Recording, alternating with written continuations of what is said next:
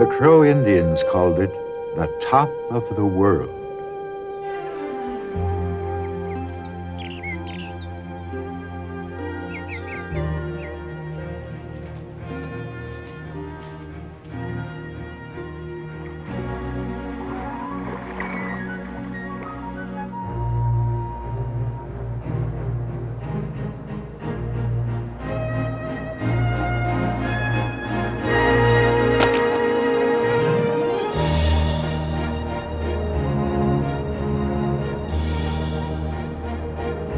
Place of rugged mountain ridges, where white water carves its way through canyons.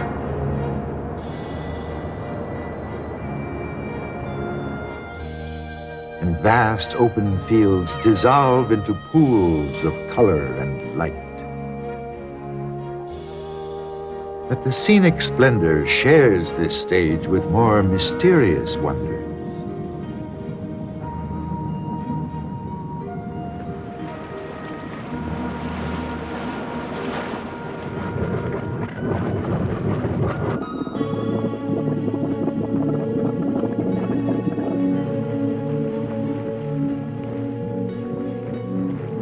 Jets of steam and water erupt from the world's greatest concentration of geysers.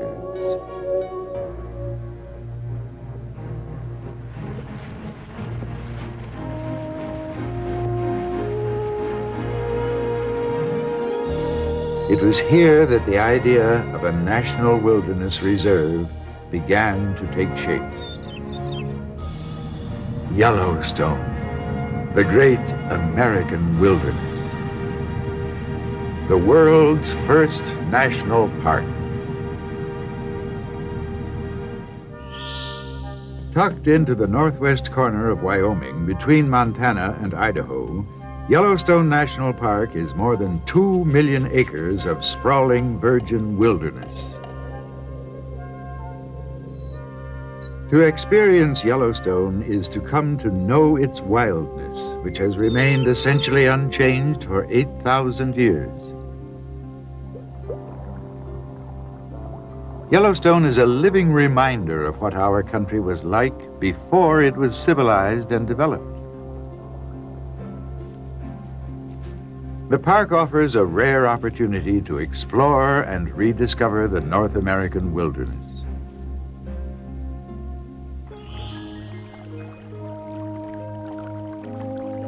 While millions of people have been through the park, it is astonishing to consider how much of Yellowstone has never felt the foot of man.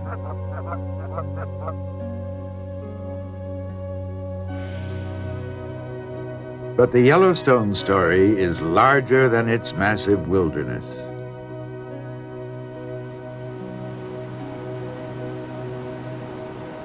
The voices of Yellowstone are startling and eloquent. They speak an unfamiliar language that we immediately understand.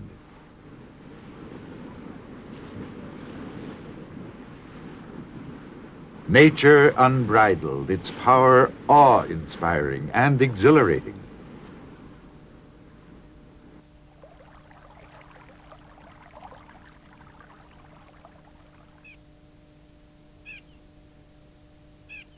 More than a century ago, these same voices stimulated a movement, a radical concept to protect wilderness land as no land had ever been protected before, to preserve its wildness and beauty.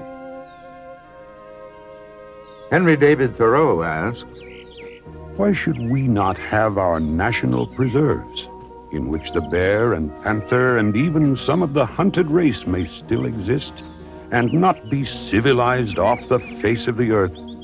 Our forests, not for idle sport or food, but for inspiration and our own true recreation."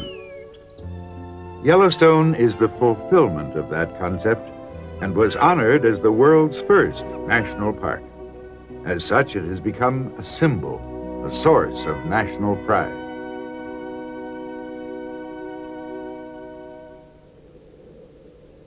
Encircled by the mountain ranges of the northern Rockies, The central basin of Yellowstone is situated on a plateau 7,500 feet high.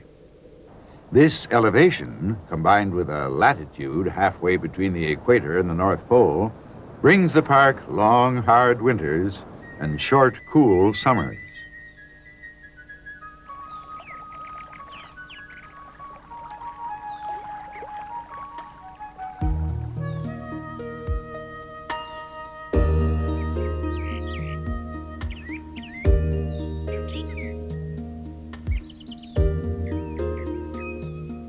Almost 3,500 square miles in size, Yellowstone has 5 entrances. And these entrances converge into the Park Loop Road surrounding Yellowstone's central plateau. The western side of the park is dominated by the geothermal areas.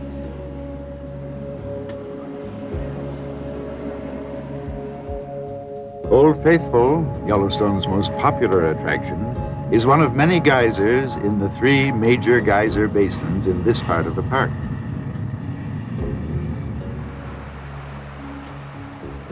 Near the north entrance is Mammoth Hot Springs with its delicately colored limestone pool.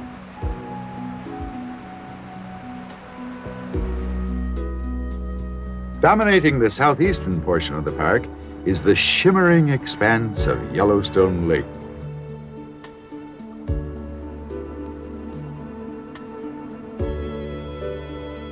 Flowing north from the lake is the Yellowstone River.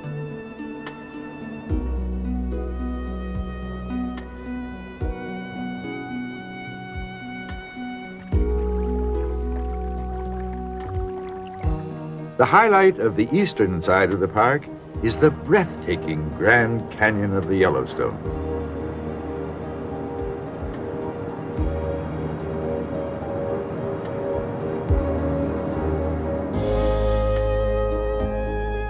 And hovering above the canyon at more than 10,000 feet, Mount Washburn offers a panoramic view that encompasses most of the park.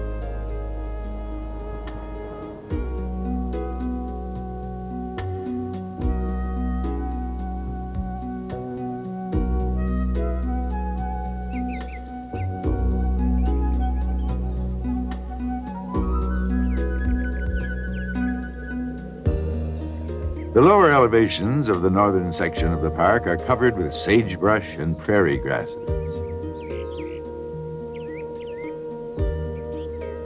This is the summer range of the pronghorn, the Yellowstone antelope. To hear some tell it, the pronghorn is born running and is the fastest animal on Earth. Though less than accurate, anyone who has seen a mature animal sprint understands the origin of these tales. Its blinding speed and keen eyesight are its primary defenses against predators. The wild animals of Yellowstone have free range of the park and are neither fed, fenced, herded, nor hunted.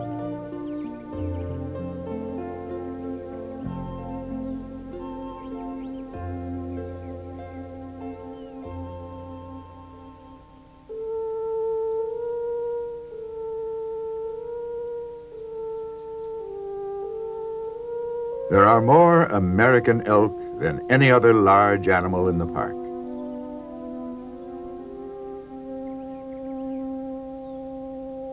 Yellowstone has been home for elk herds for several thousand years.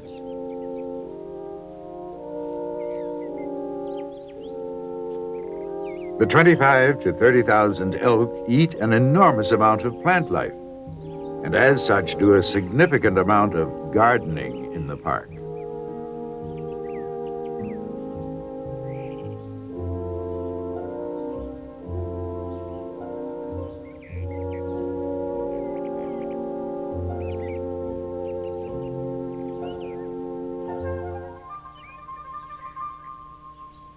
Another of the large herbivores or plant eaters of Yellowstone is the mule deer. With an appetite for leaves and twigs and unable to cope with the deep snow, the mule deer migrate outside the park during the winter.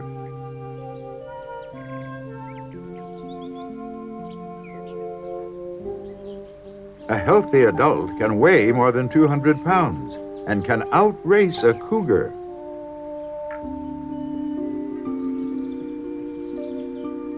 Though its natural camouflage makes it an expert at hiding.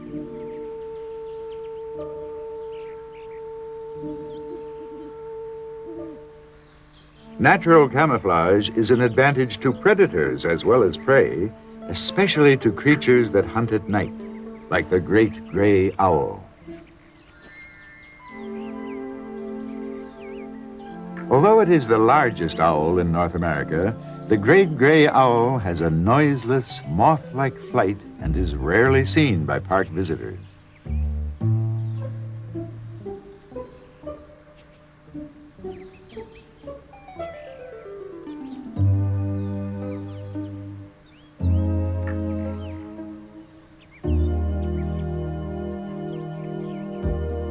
Eleven varieties of trees cover 80% of the park area. But nearly 2/3 of Yellowstone is covered by a single species, the lodgepole pine.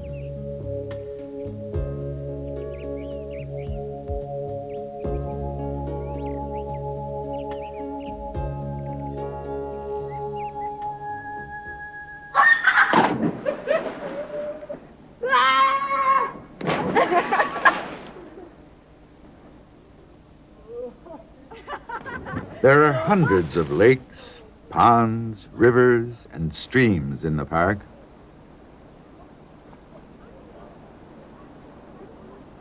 Yellowstone Lake is the largest body of water in the park.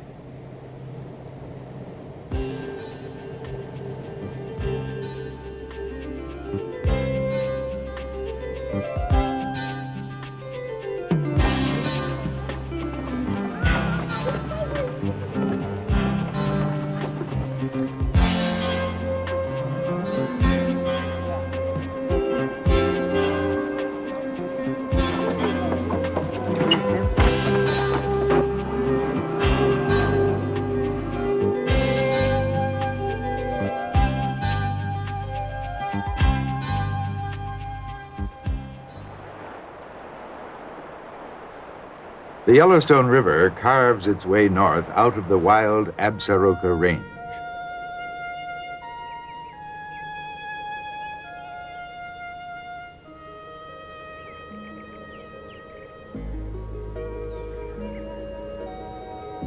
The river supports a diversity of wildlife, including the elegant trumpeter swan, one of the nation's rarest birds, as well as the cunning and resourceful coyote.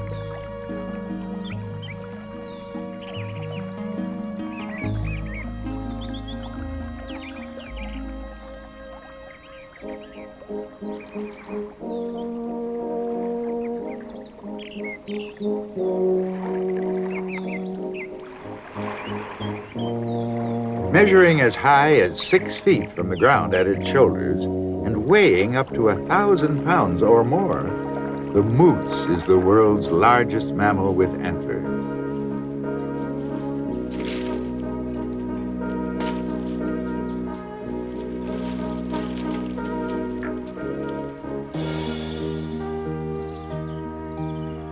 During the fall mating season, the bull tends to charge anything that moves, suspicious that it might be a rival for the affection of the cows.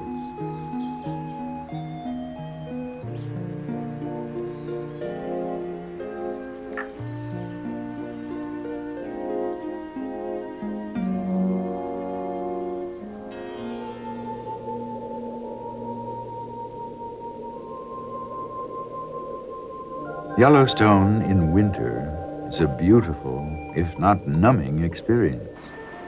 It is easy to see why early nomadic hunters stayed away from Yellowstone, except during the short, mild seasons.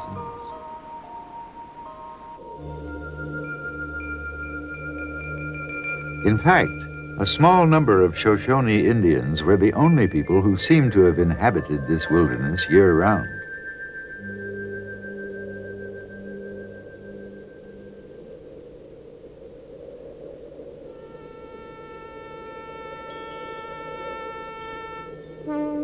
Bighorn sheep were an important part of the Shoshone diet, according to the reports of the early trappers and explorers.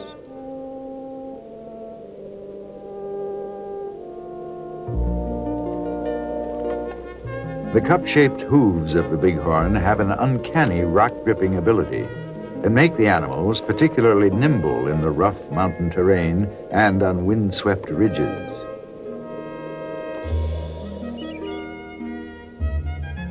For men on foot, armed only with primitive weapons, the bighorn were probably the easiest large game to hunt.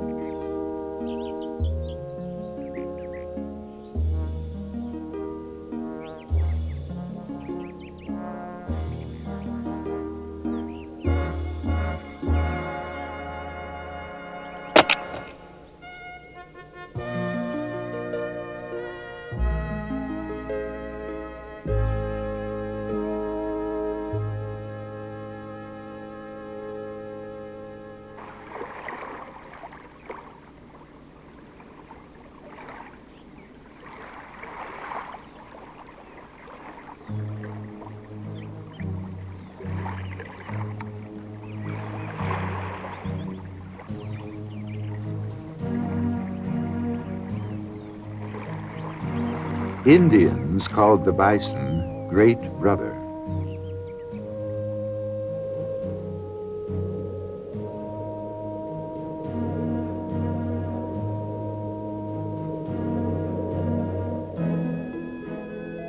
The bison supplied meat for the cooking fires and hides for teepees and sleeping robes.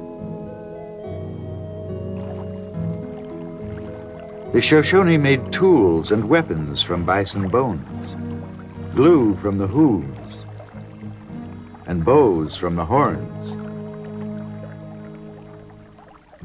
But the selective, resourceful hunting of the bison by the Indians ended in the 19th century,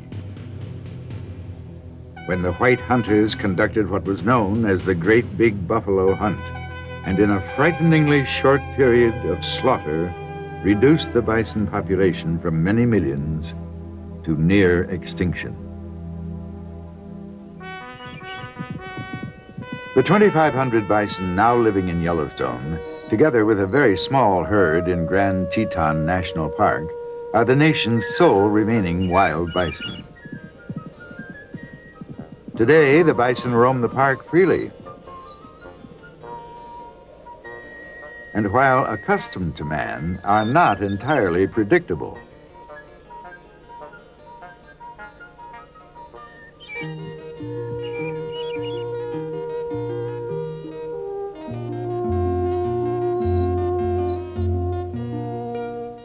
Some weigh as much as 2,000 pounds, and these impressive beasts are strong, fast, and best studied from a distance.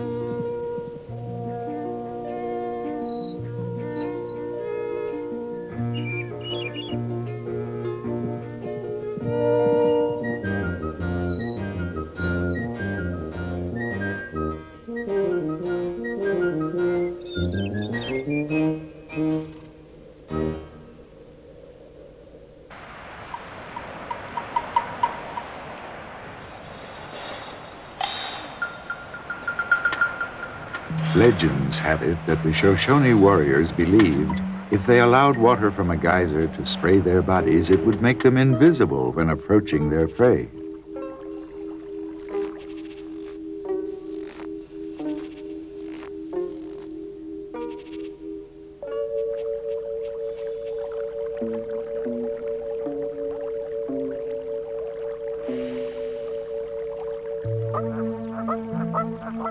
On a practical level, the hydrothermal areas serve as warm gathering places for the animals during the long winters.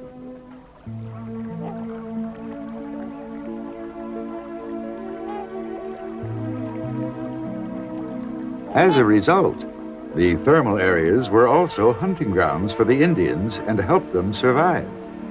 Today, the thermal areas are the best spots to view the park wildlife during the winter.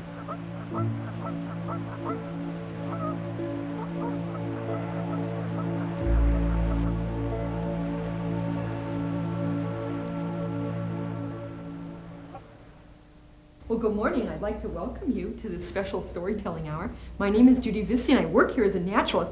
And these stories are all Native American legends. Now, as I explained a little bit earlier, when the Indians talked to each other and they didn't know the same language, lots of times they used sign language.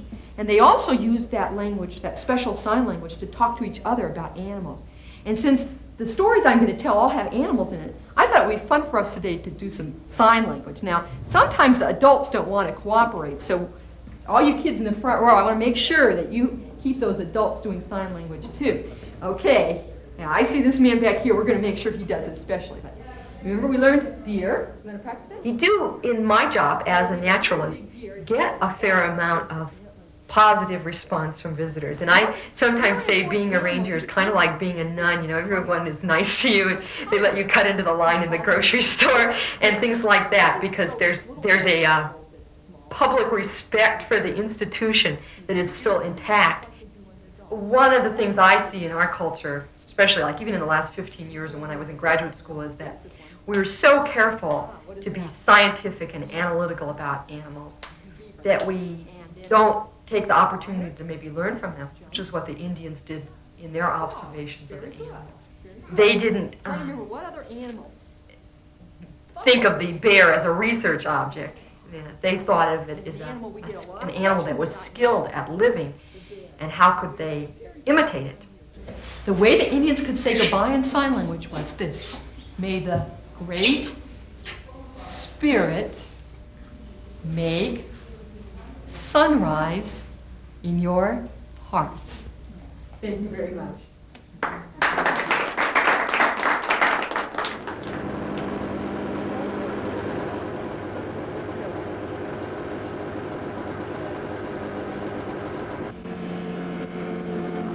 Although most of the roads in the park are closed to automobiles between November 1st and May 1st, for hardy souls who can brave the cold, winter is indeed a magical time at Yellowstone.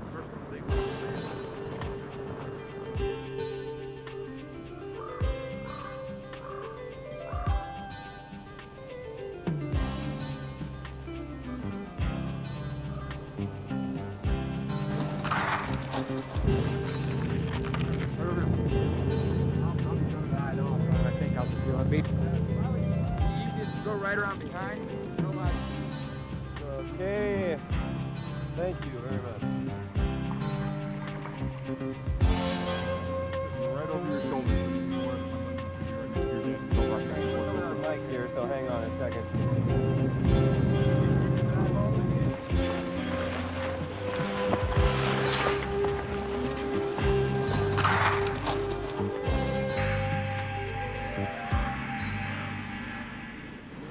The word geyser comes from the Icelandic word meaning to gush.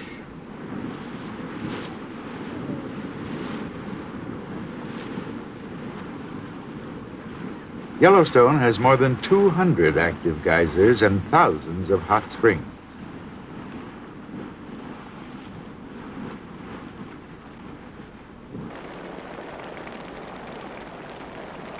Aptly, the park has been called a huge volcanic cauldron, where a bubble of fire from deep inside the earth fuels the greatest concentration of geysers in the world.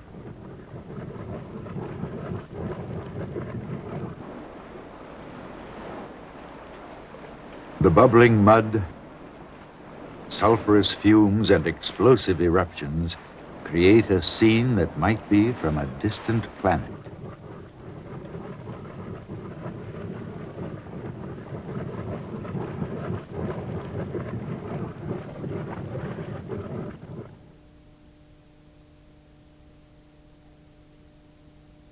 As it has for at least 100 years, Old Faithful blasts its towering plume of 9,000 gallons of boiling water as high as 180 feet.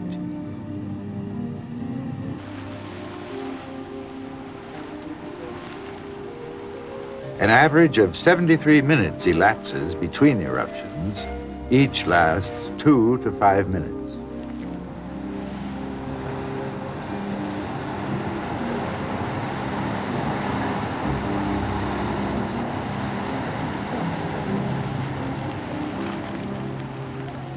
World-renowned today, this awesome spectacle has attracted travelers to Yellowstone since 1870, when the Great Geyser was first reported to a disbelieving public.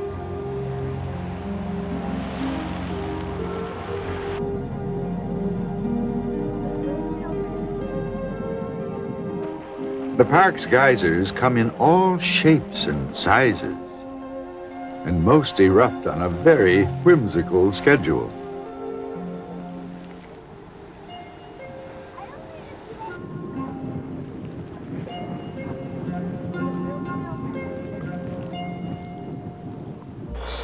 One of the most dependable geysers is named Riverside. Located on the east bank of the Firehole River, Riverside Geyser erupts for about 20 minutes every 6.5 hours.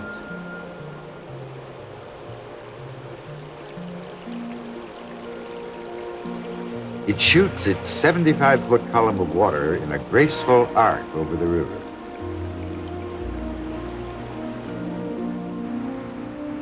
The hot springs and pools are the most colorful of the varieties of thermal features. The largest hot pool, Grand Prismatic, is 370 feet in diameter, and it is impossible to fully appreciate its size when standing next to it.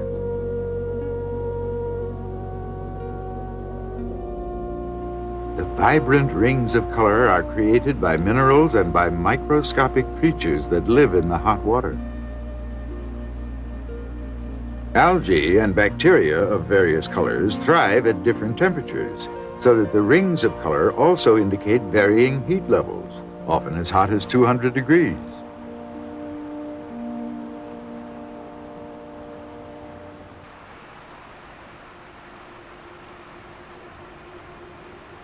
For sheer magnificence, Mammoth Hot Springs is incomparable.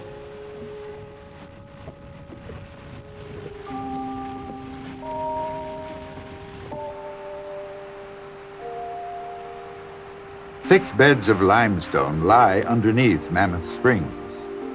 As heat dissolves the calcium carbonate in the limestone, traces of calcium are redeposited outside in the form of terraces. Minerva Terrace is an outstanding example of the self-sculpturing patterns that can form in this environment.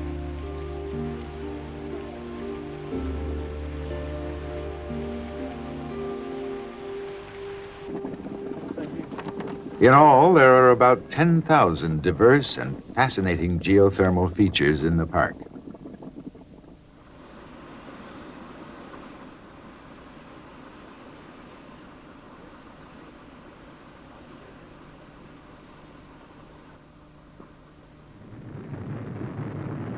Millions of years ago, a buildup of molten rock, or magma like this, occurred underneath the Yellowstone area.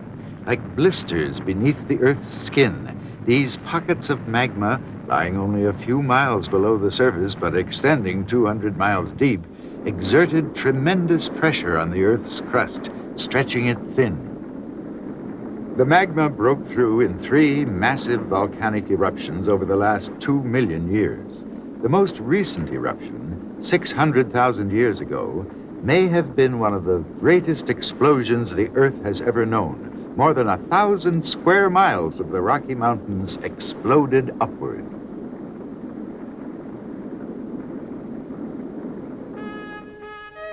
This eruption was responsible for the landscape we see today. Hollowed by the spewing lava, the remaining crust caved in and created a vast volcanic crater, or caldera, derived from the Spanish word for cauldron.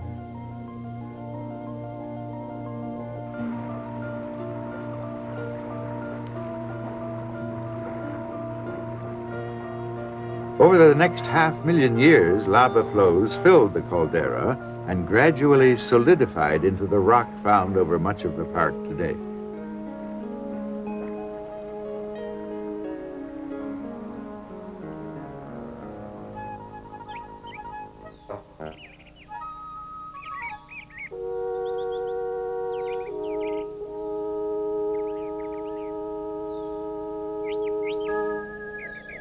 Obsidian Cliff in the northwestern part of the park is a rare example of lava that crystallized in a very pure state, forming a natural glass.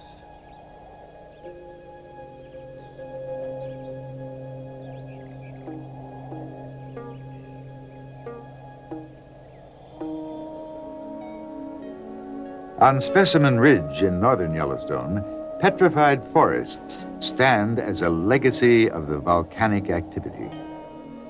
The fiery eruptions stripped away leaves, branches, and bark, but amazingly, some of the trees did not burn. The volcanic ash, cinders, and mud flows that totally engulfed the trees cut off the oxygen the fire needed in order to burn the wood. Over thousands of years, minerals from the surrounding rock replaced the living tissue of the buried trees cell by cell.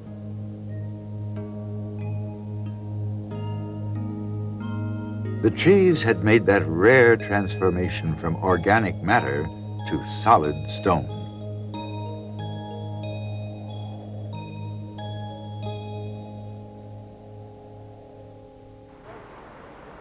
The source of the unusual geological features of Yellowstone is implicit in the word hydrothermal, meaning water and heat. Rain and melted snow seep down into the earth through weaknesses in the earth's crust, called faults. The molten rock, or magma, beneath the earth's surface heats this water.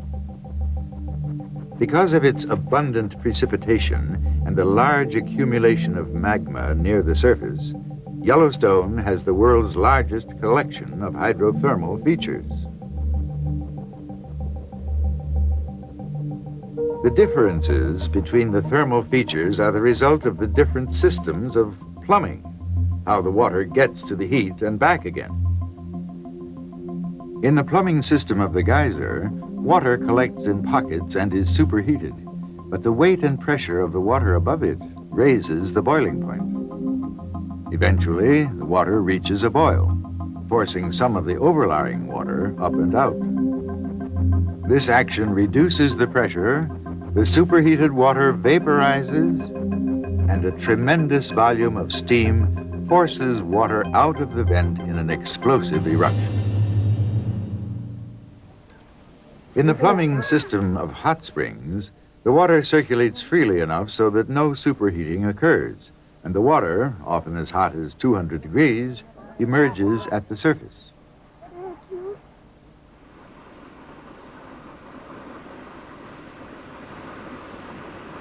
A fumarole is similar to a hot spring with very little water. The smaller amount of water is converted to steam instantly and expelled from the vent. A mud pot is simply a fumarole with steam that contains acid gases. The gases decompose rocks into clay and mud.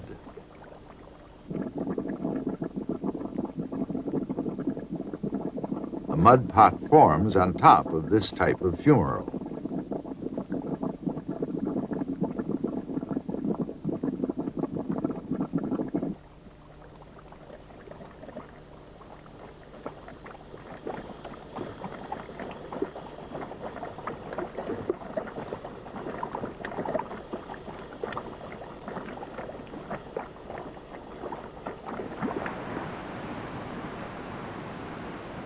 In addition to the powerful volcanic forces that formed this park, the land has been shaped by the erosive force of water and ice.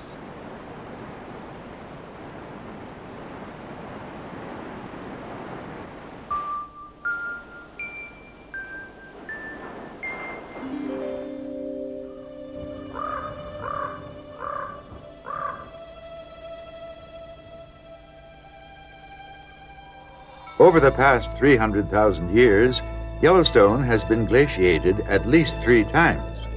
The glaciers flowed through the park, remodeling it in their slow, almost whimsical fashion.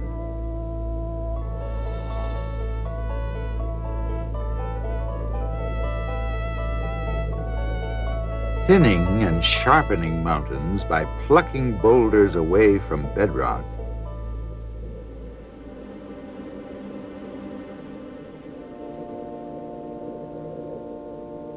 and then using these giant stones to scrape the floors and walls of valleys, rounding them and broadening them in the process.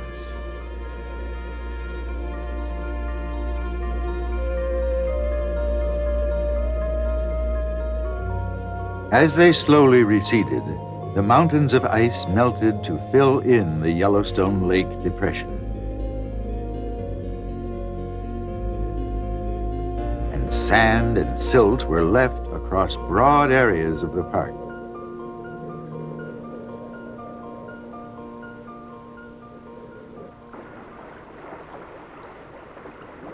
Of all the forces of nature, running water is the most erosive.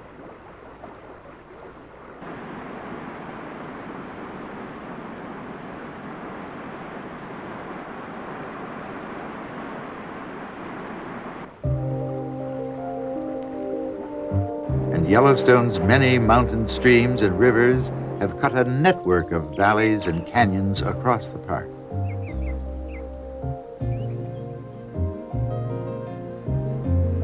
The most dramatic example is the work of the Yellowstone River at the point where it plunges 109 feet over the upper falls.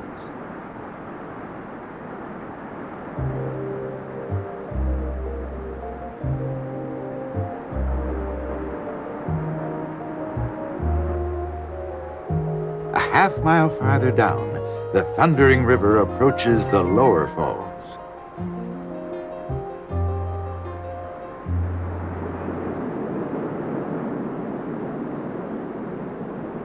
Drops 308 feet, greater than that of Niagara, and enters the awesome Grand Canyon of the Yellowstone.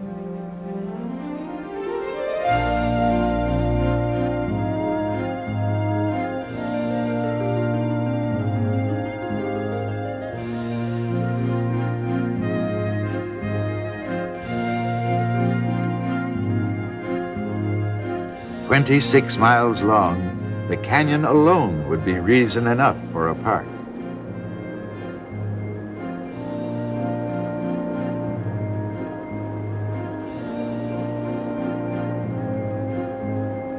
Extraordinary vistas of the canyon can be seen from vantage places at Inspiration Point and Artist Point.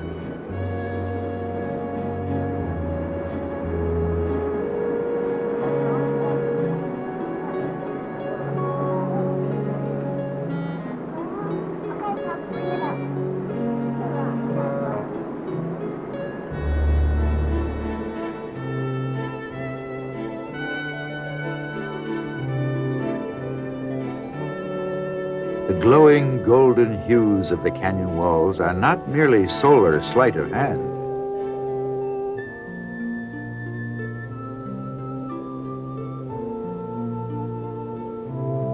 The volcanic canyon rock has been chemically altered by the minerals in the steam and hot water. From the earliest recorded visits, the canyon left a deep impression on explorers who happened upon it.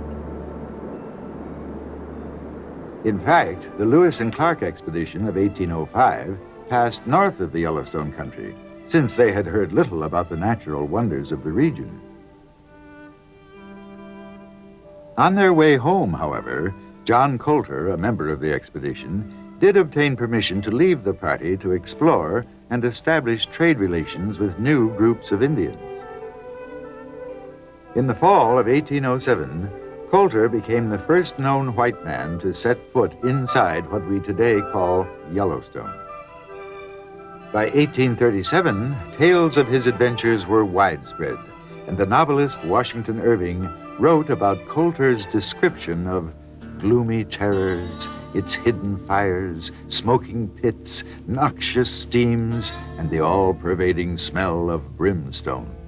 The area became known among trappers as Coulter's Hell.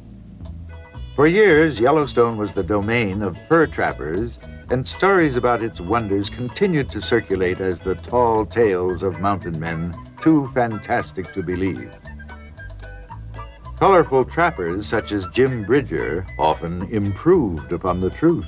Yes, sirree.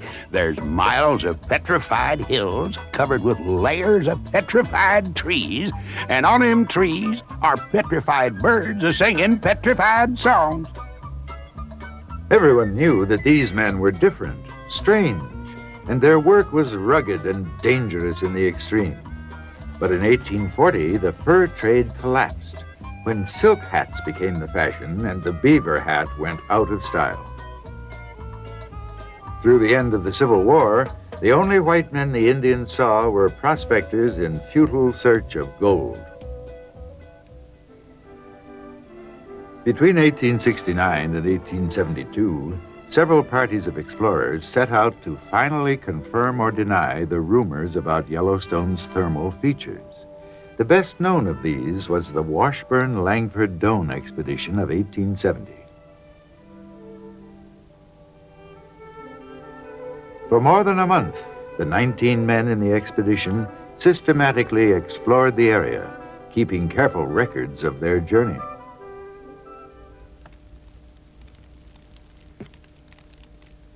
These 19 spirited men took a real good look at the Yellowstone country. They traversed it and saw what they considered to be were the greatest natural wonders on the continent. Among those things that were most special to them were Tower Falls because of its beauty, and Mud Volcano, which in the 1870s was throwing mud 300 feet up into the air. The size and height of Yellowstone Lake was astounding to them. And then finally, toward the end of their journey, they came upon the greatest collection of geysers in the world there at Old Faithful, and they even gave the name to Old Faithful. It was at a campfire not too far from here, just before they were leaving the Yellowstone country, that they had some discussions about what they were going to do as the expedition broke up. And one man suggested that they apply to the Wyoming Territory for the rights to divide up the land they had looked at so that they could benefit monetarily from it. But it was at this time that, according to Nathaniel Langford's diary, that a Montana attorney by the name of Cornelius Hedges made a stunning alternative suggestion. He didn't think that it was appropriate for any private individual to own part of that region. He felt it would be better if the public could come into this region and enjoy it just as their group had in the last 20 or 30 days. And his suggestion was so popular amongst the group that they dedicated themselves to that objective as they left the park area. And some of the things they did were to publish their journals in magazines and newspapers. And Nathaniel Langford even went on public speaking dates around the country to talk about the Yellowstone adventure. It was at one of these speaking engagements where Ferdinand Hayden happened to attend.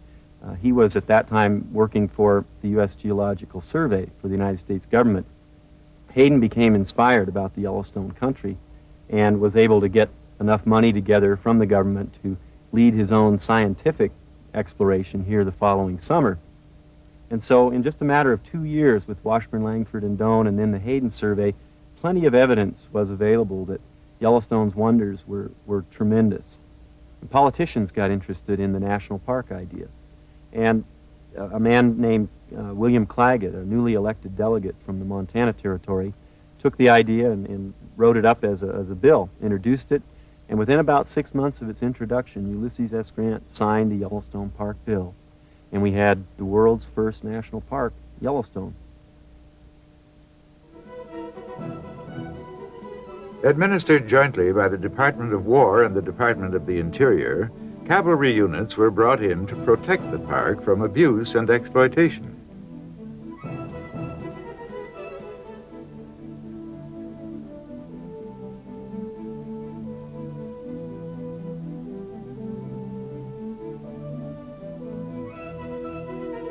And Army engineers began building roads to make the park accessible to the people.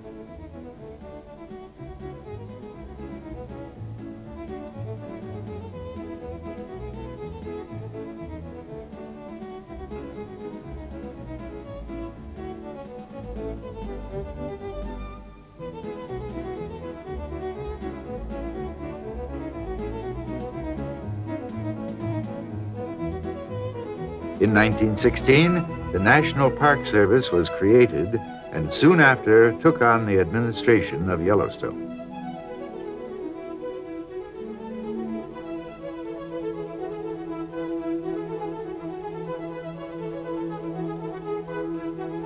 The National Park Service has a mandate to preserve the natural wonders within park boundaries in an undisturbed state and make them available for the enjoyment of all.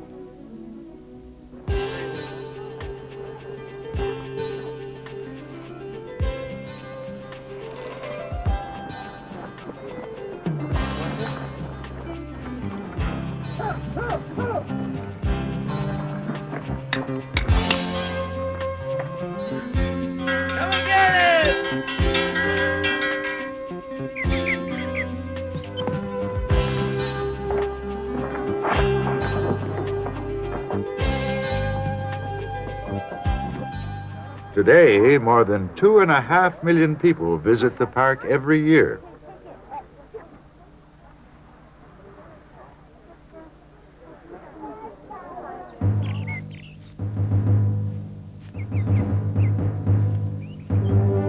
Here, the bear that walks like a man, the awe-inspiring grizzly, is king. Park rangers will tell you that you are more likely to be struck by lightning than to be attacked by a grizzly, but they warn you to be cautious. The grizzly is the strongest and most ferocious mammal in North America. The great grizzlies can grow to 1,000 pounds and stand more than 9 feet tall. There are about 200 grizzlies in the park and about 500 black bears, the smaller and less ferocious cousin of the grizzly. It is against the law to feed bears, and park regulations require people to keep a respectful distance.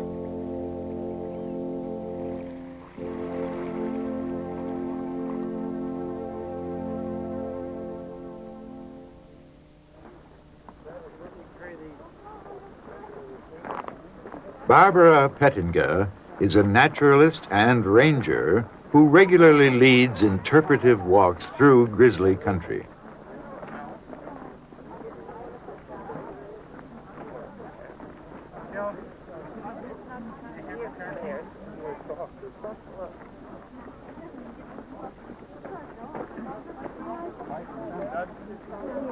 Yeah, this is a back foot because you can see the whole pad of the foot, all right?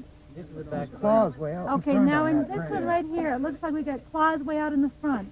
3 summers ago, my husband Bob and I were mauled by a grizzly here in the park, and it happened in an area somewhat similar to this, but it was north of here.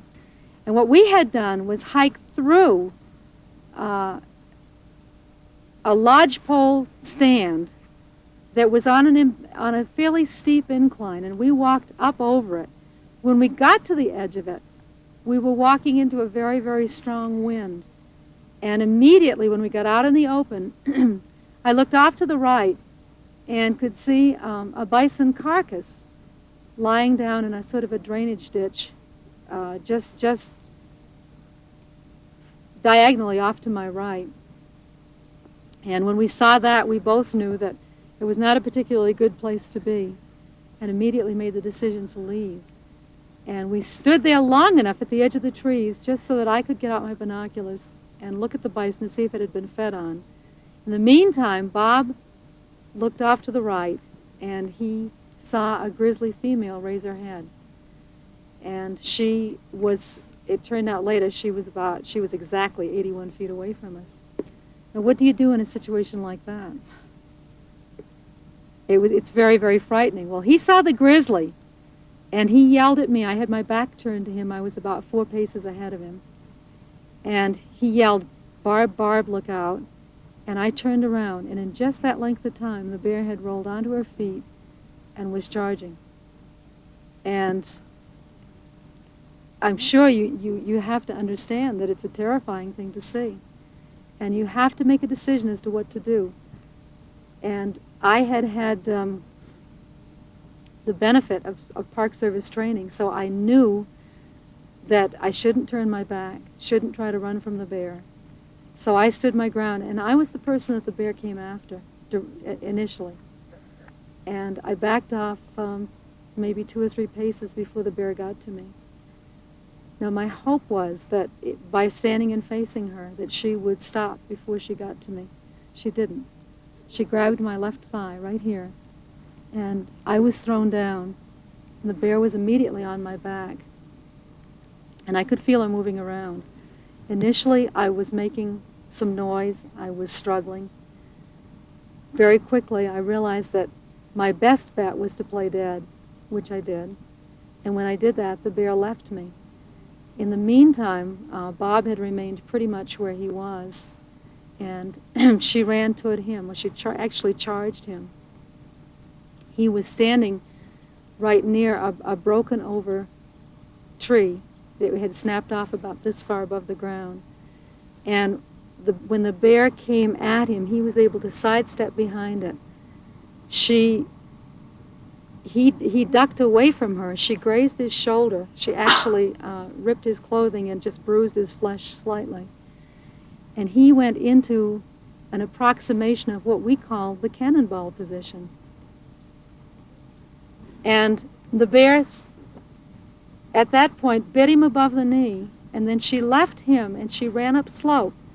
When she got to the top of the slope, she turned around and she came racing back down again. And this time she went right over the top of Bob and then came back out at me. In the meantime, neither one of us had moved at all.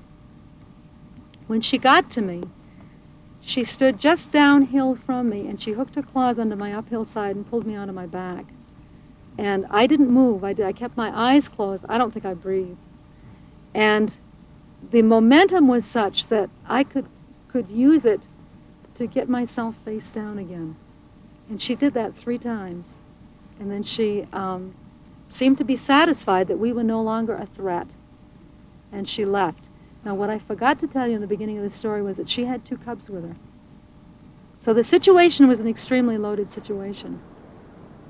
We surprised a female bear with cubs who was defending a carcass.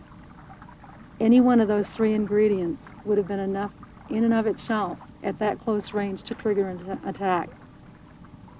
So we were lucky, I guess, in the sense that we encountered all 3 really risky situations in grizzly country, and we came out of it very, very well.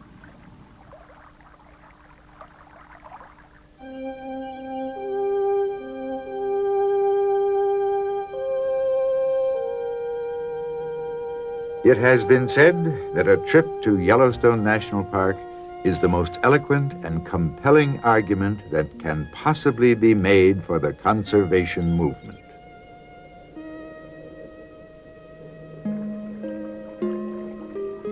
Yellowstone puts us on intimate terms with the ancient elemental forces of nature.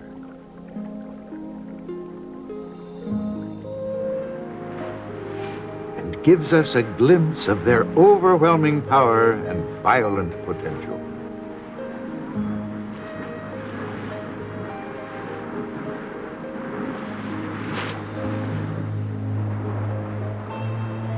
Here you can walk by a sea of boiling mud.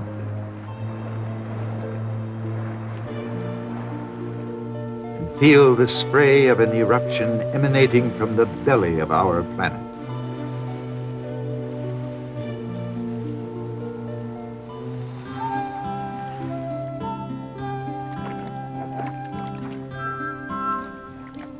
Here you can explore the wilderness where animals are in natural relationships with each other and with the land.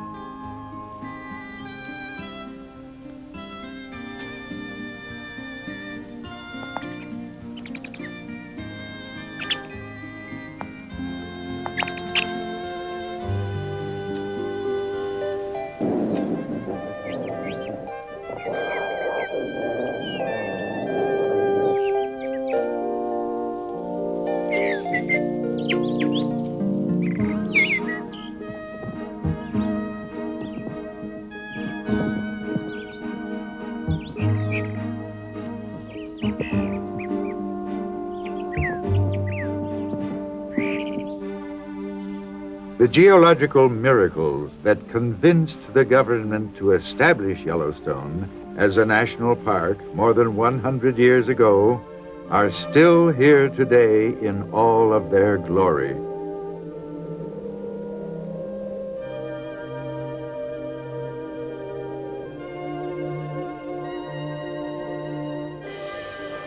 It is our great fortune that the early explorers of this park were so moved by the grandeur of Yellowstone that they acted to protect it and make it a national trust and heritage for the American people. A member of the original Washburn expedition of 1870 observed, "It was like the fairest dream which ever came to bless the slumbers of a child. How still it was. What silence reigned.